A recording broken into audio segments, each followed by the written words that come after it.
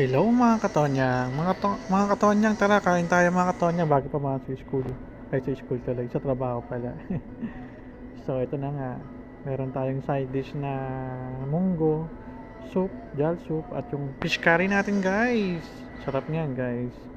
So ito na nga ang lahat-lahat at 8 real lang to guys. So ito na nga si katonyang nyo kakain.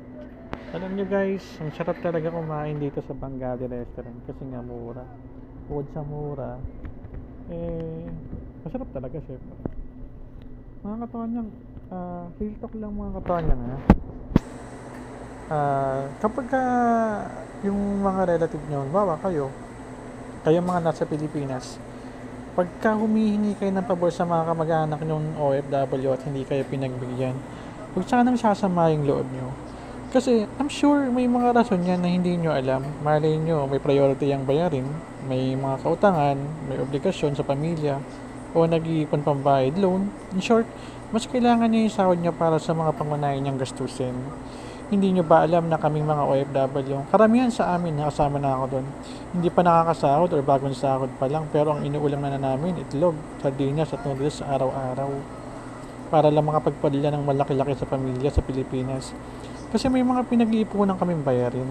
Kung makikita nyo yung mga post namin, akala nyo masaya kami, masarap kinakain namin. Hindi nyo ba natanong na baka libre lang sa kanya yun ng kasamahan niya? Pero ang sagot dyan, oo mga katonyang, libre lang yun. Kumbaga sa pelikula, sa harap mo nga kaming masaya, pero sa likod ng mga yon nagpapanggap lang pala kami. Paano kami mga artista?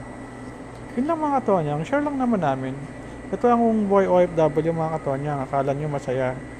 Pero sa likod ng lahat ng mga paghihirap namin, andun talaga sa loob, sa likod, yung mga pinagdadaanan namin na hindi nakikita ng sino mang tao na malayo sa amin, especially yung aming mga kamag-anak at mahal sa buhay. Yun lang naman mga katonyang. Share ko lang naman. Bye bye.